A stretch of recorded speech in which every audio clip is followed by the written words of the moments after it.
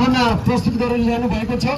देशमा परिवर्तनका नाममा विभिन्न समयमा विभिन्न कालखण्डमा प्रजातन्त्रदेखि लिएर गणतन्त्रदेखि लिएर लोकतन्त्रदेखि लिएर विभिन्न व्यवस्थाहरू आए, तथापि ती सबै व्यवस्थाहरू फेलियरको रूपमा जनताले अहिले पत्ता पाइसकेका छन्। त्यसैले जनताहरूलाई एउटै सूत्रमा सूत्रबद्ध गर्ने यो सिद्धान्त भनेको पृथ्वी पथ हो, जुन पृथ्वीनारायण शाहको लिगेसी बोकेको नेपाललाई एकीकरण गरेको पथ हो। त्यसैले उहाँले सबैलाई राष्ट्रिय झन्डामुनि आउन अपिल गर्नुभएको छ। तिमीलाई धेरै धेरै धन्यवाद दिन चाहन्छु। उहाँको यस भव्य तथा सभ्य कार्यक्रमलाई समापन गरिदिनुको लागि आज यस कार्यक्रमका र्यालीका संयोजक आदरणीय दाजु रविन्द्र कार्की गब्बुज्यूलाई म हार्दिक विनम्र अनुरोध गर्दछु। सम्पूर्ण उपस्थित दाजुभाइ दिदीबहिनी हिन्दीमा बोल्दा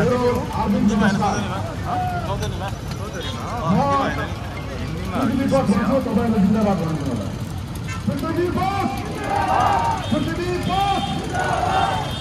दलालहरू होसियार, दलालहरू होसियार, राष्ट्रघाती होसियार।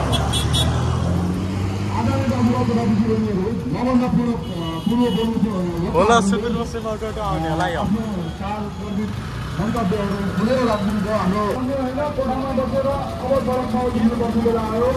यो बेला आयो भन्नुभयो, मैले भनेको होइन।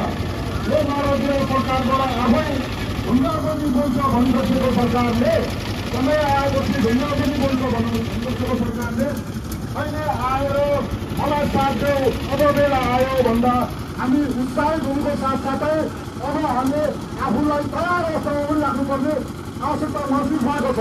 तसर्थ साथीभाइहरू, यो या त्यो बहाना नबनिकन राष्ट्रको लागि यदि हामीले योगदान दिन सकेनौँ र हामीले आफ्नो पसिना रगत बगाउन सकेनौँ भने यो माटो बन्नुको लागि हाम्रो अर्को पुस्ताले हामीलाई धिक्कार्नु छ। यो कुरा तपाईँको अहिले नै देख्न सुरु भइसकेको छ। हामीले कस्तो देश बनाउन खोजेको आज गणतन्त्रका कुरा गर्छन्, आफूलाई ठुलो गणतन्त्रवादी भन्छन्, व्यवस्थाको रक्षा गर्छु भन्छन्। त्यो व्यवस्थालाई बार बलात्कार किन गरिरहेका छन्? अनि भन्ने बेला हामी त स्वतन्त्रको रक्षा हो भनेको चाहिँ मेरो अब तत्काल अवस्थालाई हेर्ने हो भनेपछि अहिले युवाहरू जति छ देश बाहिरी गइसक्यो, देश टोक्रो गइसक्यो, रुकिसक्यो। यो अवस्थामा चाहिँ एउटा राष्ट्रको विकासको लागि भए पनि युवाहरू जोगाउनुलाई भए पनि अब यसको लागि अहिलेको व्यवस्थाले चाहिँ हाम्रो सक्ने अवस्थामा छैन। त्यसको लागि एउटा देशले अभिभावक चाहिँ मागेको छ जस्तो मलाई लागेको छ कि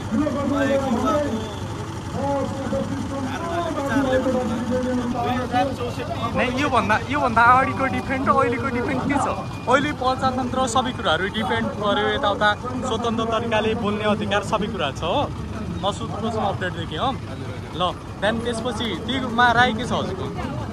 अब यस्तो छ, हिजो बोल्नै पाउँथेन भन्ने कुरा जुन भ्रम फैलाएको छ त्यो मलाई लाग्छ यो एमाले विश्वविद्यालय, माओवादीको विश्वविद्यालय, काङ्ग्रेसको विश्वविद्यालयबाट मात्रै फैलाएको, यो गणतन्त्रको विश्वविद्यालयबाट मात्रै पढाएको पाठ मात्र हो कि एउटा यो भ्रम मात्र हो। बोल्नै पाउँथेन भन्ने कुरा चाहिँ एकदमै नै। योभन्दा अगाडि कस्तो थियो भनेपछि राजा हुँदाखेरि डिफेन्ड थियो नि त नि, हामीहरू स्वतन्त्र तरिकाले बोल्न पाउँथेन सबै कुराहरू। त्योमा चाहिँ हजुरको राई के छ? यस्तो छ, हिजो हो आज पनि त गलत कुराहरू बोल्न दिइरहेको छैनन् नि त। जसरी अब हिजो विरोध गर्दा चाहिँ अलिकति लडाइँ चाहिँ थियो होला, तर गलत कुरालाई चाहिँ बोल्न पाउँदैन थियो हिजोको दिनमा पनि है। आज चाहिँ कस्तो छ भने आज सही कुरा बोल्दा पनि कुण्ठित गर्ने अवस्था छ कि। हिजो र आजमा फरक भनेको हिजो सत्य कुरा बोल्न पाउँथ्यो तर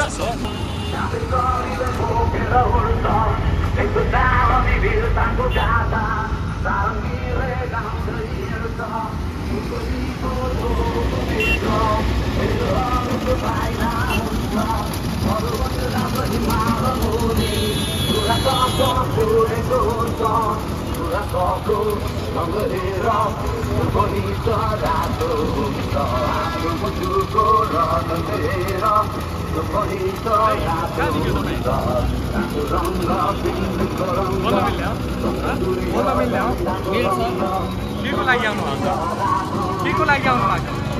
राजाको लागि सरकारबाट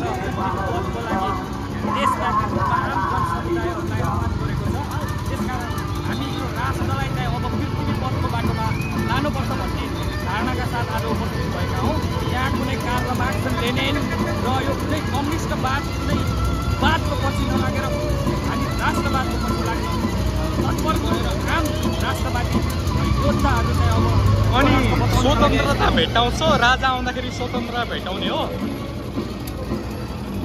राजा आउँदाखेरि स्वतन्त्रता भेट्टाउने हो पहिला जस्तै एकदमै स्वतन्त्रता हुन्छ राजा भनेको दलहरूलाई पनि आफ्नो कब्जामा दलहरूलाई अनैतिक ढङ्गले यो देश बिक्री गर्नबाट बचाउनका लागि राजाले चाहिँ निश्चित अधिकार प्रयोग गरेर उहाँहरूलाई चाहिँ दुष्कर्मबाट बचाउनका लागि राजाले आफ्नो देश र जनताप्रति न्याय दिनका लागि उहाँले एउटा आफ्नो चाहिँ कानुन हुन्छ त्यसकारण त्यो भित्र अटेर आम जनसमुदायहरूलाई शासन कायम गर्ने भएकाले राजा आउँदाखेरि हामीलाई स्वतन्त्रता मिल्छ भन्ने धारणा हो। प्रश्नको लागि धेरै धेरै धन्यवाद। जुन तपाईँले भन्नुभयो अब बेसिक नीड्स आँकडामा भन्ने हो भने जुन 2017देखि 19सम्मको राजाकालमा यो देशको कुनै पनि नागरिक विदेश जानबाट आफ्नै देशमा स्वाधीनता प्रयोग गरेर आफ्नै देशको यो जमिनहरूलाई चाहिँ कुरो कोदारी गरेर खानुपर्ने अवस्था थियो। त्यसकारण राजा हो देश बचाउ त्यसको नारा सेम त्यही हो। एकदमै हजुरको नाम के हो? हजुरको नाम के हो? कसैको हुँदैन राजा हो राजा भनेको देशको लागि हो। हजुरको नाम के हो? भूगोलको संरक्षणको लागि राजा हो। हजुरको नाम के हो? कहाँ कुन ठाउँदेखि हो हजुर? कुन ठाउँदेखि हो हजुर? कुन ठाउँदेखि हो? नाम के हो? नाम के हो हजुर? नाम के हो? नाम